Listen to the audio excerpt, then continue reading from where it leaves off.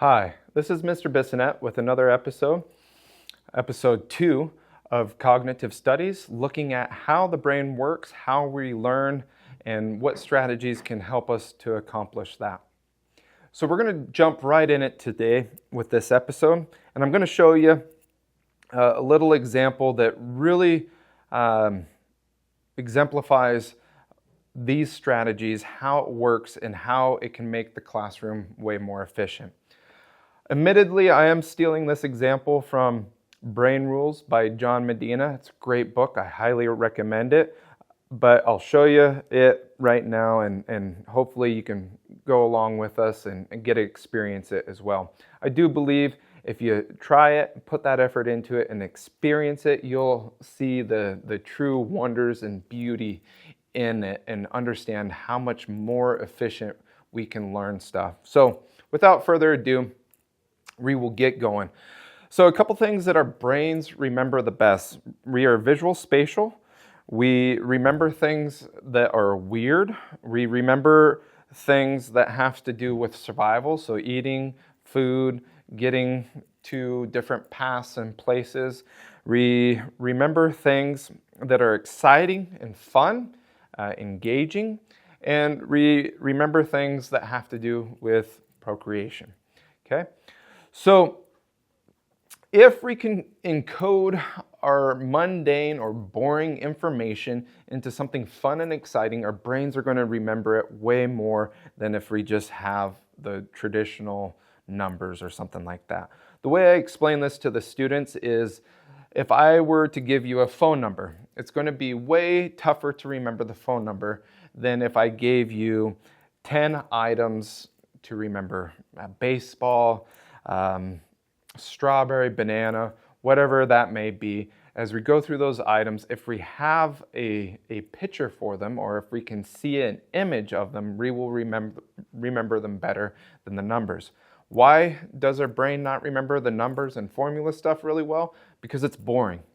Okay? Our brains doesn't like boring information. We discard it, we get rid of it. That's how that working memory or that short-term memory is able to make it through the day and not be absolutely completely exhausted, because it gets rid of all of the information that's not important through the day. So if we walk into a classroom and like, this class sucks, this is boring, then we are going to struggle to learn the information because we've already told our brain this is not important, get rid of it. But even if we change our attitude and our perception of it, I'm excited to be here. I'm excited to see what we have. I'm excited to learn this information. I wonder how this might apply to my life. If we approach it with that kind of mentality, we will do a lot better job retaining the information. Without further ado, though, we're going to jump into the math world. I'm going to show you this math world just like I would show my students. I'm going to give them a little story, give them the example. They would be drawing this as we go. You can draw it if you want to. Again, the more involved you are with it, the more you can see how awesome these methods are. All right, so we're creating the math world. Now, here is the story that goes with it, and our brains remember stories and songs a lot better than just boring information. So I like to kind of introduce it like this. Here's the story. We have the math world. Now, how many continents? I asked the students, how many continents does the world have? And a lot of times we'll get a couple students that reply 7. Yeah, great job, got it, nailed it. Now, we can't divide 7 in half. It's not one of those nice numbers that we can divide in half. So we kind of have to divide it in half, kind of, sort of. And what numbers would we have? And sometimes they struggle with this, and sometimes they get it. 4 and 3. Yep, good, got it. Now, which one's greater? 4 is greater, so the greater one gets to be on top. And that's what we're going to do with the continents. So we're going to put 4 continents up top. And I apologize. My drawing is not beautiful by any means. They can do a better job drawing it. It's just a matter of seeing the image will help our brains remember it. So if 4 is on top, that means 3 continents is going to be down below. Now, On top of this math world, we have something kind of weird. Okay, our brains remember weird things. On top of the world is going to be a piece of pie. Now, the way I explain it to the students is like this. Think of your favorite piece of pie. Visualize it, see it, smell it, taste it. The more things that we connect to that memory, the more likely we are to remember it later on. Now, there's a little plot twist to this story. There's something sad that happens. That wonderful piece of pie that's on top of the world, there's something eating it. These big, nasty sewer rats.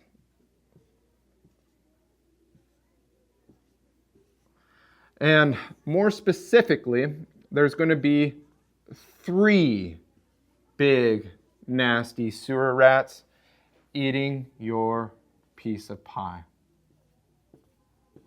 Okay, pretty simple story, pretty simple visual. Encoded in this is a formula, but before we get to the formula, I'm going to stop and pause. A lot of times I like to get out of that 5 to 8 minute period. That allows our brains to get out of that working memory or that short-term memory. So when we build that recall again, we're more likely to remember that information for longer. So if we could set it aside, go do some other kind of math problem, that would be great. If not, we could go outside and play for a little bit. We just want to change it up for our brain, bring them back and get them to be able to recall the story and the important parts to the world. If they're struggling to remember the important parts of the story and the picture, have them close their eyes and have them visualize in their mind eye, building that world, 4 continents on top, 3 continents below, see it, see the land, see it, and then see that piece of pie on top, and then see those 3 big, nasty rats eating it. Once we have everybody to where they can easily recall the story and the picture, then I show them how this is a really important and pretty difficult formula that we just memorized. So this is going to be a formula for the volume. Now, the way that we can remember the volume is what is most of the world made up of? It's made up of water, not land. And so, how do we normally measure water in volume? Again, we're building those connections. The more we can connect that information to things that they already know, the more likely they will remember it. Okay, this is a volume of a specific shape. Any guesses what the shape is? And I'm pointing to the world, and a lot of times they'll start off with saying circle. It's like, not quite. What shape is the world? And then without too much work, they normally get it sphere. Nailed it. Got it. Okay, so the volume of the sphere is going to equal, we're going to start off with a fraction, and a lot of students already, they're starting to get it already.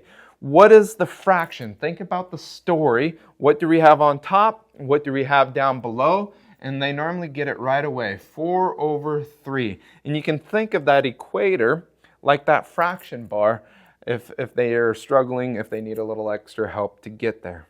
Good. And we're going to say times what? What's on top of the world? Big old piece of pie.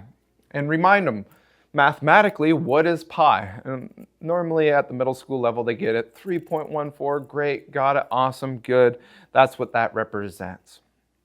Now I need a variable, and think about the rats when I'm trying to come up with a variable, and they go R, yes, got it. And again, we want to connect it back to the formula. When we're talking about spheres and circles, and we say R, what does that normally stand for? And again, by the middle school level, most of the time we get somebody that hollers out radius, which is awesome. We got it. Good. The radius. And if they need a little help with that, you can remind them over here, what is the radius, or R? It's going to be from that center to the outside of the circle. Okay. And now that R is to a particular power. What power is it? Well, how many rats are there? It is to the 3rd power.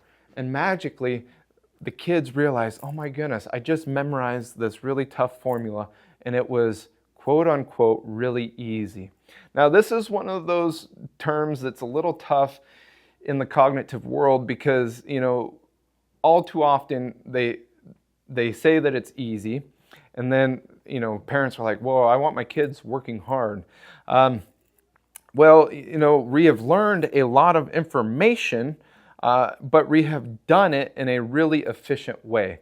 So traditionally speaking, how they would have gone about memorizing the volume of a sphere would be to give the kids the formula, give the kids 30 problems, and have them do 30 problems, and then hopefully in the process of doing 30 problems, they're going to remember the formula. Really cognitively taxing. We call this route memorization. Okay, this is the old drill and kill. This is the flashcards 1,000 times until you can't forget it.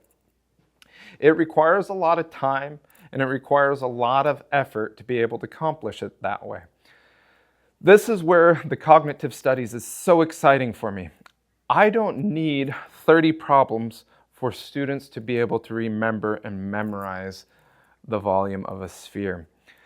Back to all those lies that we are told in school. I don't know how many times I've heard teachers say, I don't want you to memorize this, I want you to learn it. Their hearts were in the right place when they say this, but they're missing what is actually happening in the learning process. We first have to memorize the information or learn the information before we can use the information for something else. So again, we're going to go through several different episodes where we show different techniques and explain how the brain works. This is probably one of my most favorite ones to really get students excited about how we can really process and pack and encode the information so that our brains enjoy it, so they have fun with it, so they want to learn the next trick. Or with some of my students, once they get a hang of this one, when we go to the next formula and they're struggling to remember the next formula, I have them create the picture that represents the parts. And then we just get another huge element of that cognitive retention when they're using the concept and creating something of their own. They just have that much more connection to the learning that's happening. This stuff is huge. This is exciting. This is wonderful. If you want to see how cool it is, tomorrow, when you wake up or midday when you think about it, think about the math world. First, start off with, can I visualize and recall the story? And then draw the picture. And then once you draw the picture, your brain will automatically start making that connection back to the formula for the volume of the sphere. I think it's really cool. Again, I challenge you to try it and you'll see how cool it is yourself. And once you realize that, I think we can really truly revolutionize what the learning process looks like for students and really get them excited about it. Again, this is Mr. Bissonette. Thank you for watching and hope you enjoyed this. And we got more episodes, so keep on tuning in and follow, like, subscribe, and enjoy what we have for you. Thank you.